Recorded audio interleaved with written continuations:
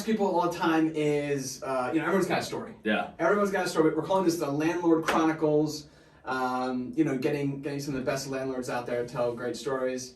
Some are funny, some are amusing, some are scary. Yes. We've heard all sorts, and we're actually, we're gonna eventually tie into a book. So, do you have a story that comes to mind of maybe something that was the audience would find interesting? Yeah. So one of my more recent tenants. So mind you, we screen pretty hard on the front end, which I highly recommend for any landlord. Yeah.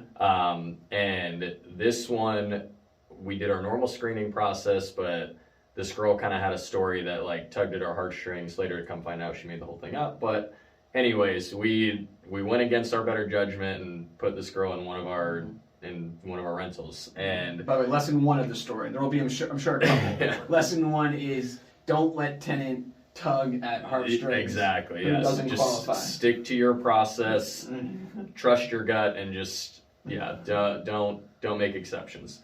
So anyways, this girl that was in our property, she of course stopped paying, and was at the same time she was having issues with stuff in the house. And granted, it's a 100-year-old house. Like, we had done like a lot of the cosmetic remodels, but some of the HVAC stopped working. She was having issues with some of the plumbing and stuff like that. That never happens in our houses, by the way. The Never. HVAC works Never.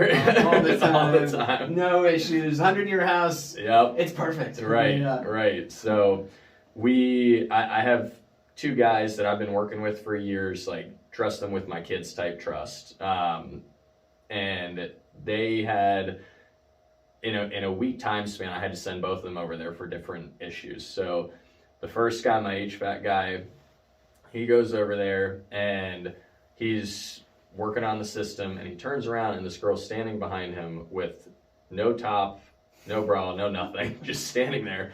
And he turns around and he's married, he's a good loyal guy, and he's trying to like look up at the ceiling like while he's having a conversation with her. And she's just carrying on for like 10 minutes, a perfectly normal conversation, like she's not standing there completely topless in front of him. And so he calls and tells me this, after the fact, like, hey, I just want to let you know this is what was going on. He's like, I love my wife, like nothing happened, but I just want to let you know. And so I'm like, all right, well, thanks for letting me know. I was like, I'll attempt to have a conversation with her about like what's acceptable, what's not. Keep your shirt on. Yeah. So sure enough, I sent my other contractor over there because she was having an issue with one of the sink upstairs, which I don't even know if there was a real issue anymore at this point. But same thing happens. He goes up, he's working on her sink, and he comes out from under the sink, and she's standing there with no top on again, just carrying on a normal conversation, and like. Apparently that time she actually made like advances towards him, I guess is how I would put it. And again, he's married, and to the best of my knowledge, nothing happened. But come to find out, after she had moved out, thankfully we didn't have to go through an eviction process. She got her stuff and moved. The neighbors came over and talked to me when my wife and I had stopped by, and were basically explaining to us how that was like a normal thing for her, just to like come outside. Oh, so sometimes. She would like go see the neighbors without a shirt on. Like she'd come outside like chasing after her kids with like no shirt on or no pants on or whatever it was. Like, and the cops have been called a couple times, but I had never been informed of this. So anyways, the neighbors were very happy to see her leave as well. But that's my most recent crazy tenant story. Yeah. Now the question is, because usually with crazy tenants, it's tough to get contractors to go in. Because they're like, the crazy dog. Yeah. On this one, this might actually be a draw for some kind. Yeah, right. Yeah, depending on the contractor. Yeah, it might have been easy to get people in there. But, Hey, there's an issue with the plumbing, but just so you know, the tenant actually walks around without a shirt on. Yeah. I'll be right over. Yeah. That's crazy. It's wild when you go.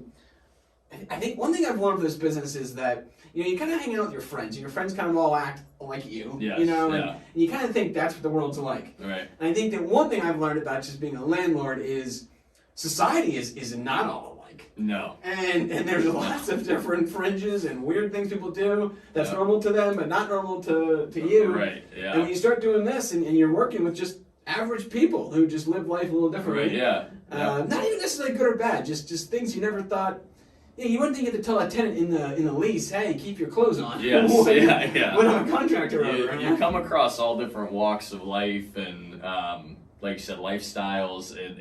It's always interesting being a landlord. The less interesting it is, the more that I enjoy it, actually. But there's some good stories for sure. Yeah, it's funny. At first you want the stories, then over time the stories become stress. That's exactly it. Yeah, during the time it wasn't as funny because again she wasn't paying rent. It was a pain, but overall it's a good story to tell. Yeah, and by the way, a good lesson I think up front you really know the lesson, which is stick to your guns. Stick to your process on how you screen tenants. I mean, that's the name of the game. Yeah. Well, Brandon, what's the best way to kind of reach you?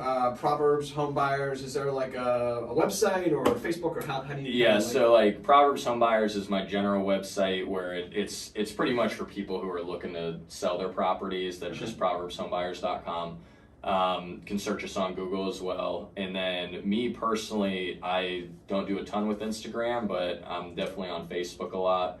It's just my first and last name, which I'm sure can be put down below there. Yeah. And I'll respond to any messages, calls, texts, whatever it is. Cool. Brandon Knoess, your last name, how you spell it? Knoess. Awesome. Brandon, thanks for joining us, man. Yeah, absolutely. Thanks for having me, Chad. I appreciate it, man. Good stuff. We'll talk soon. Sounds good.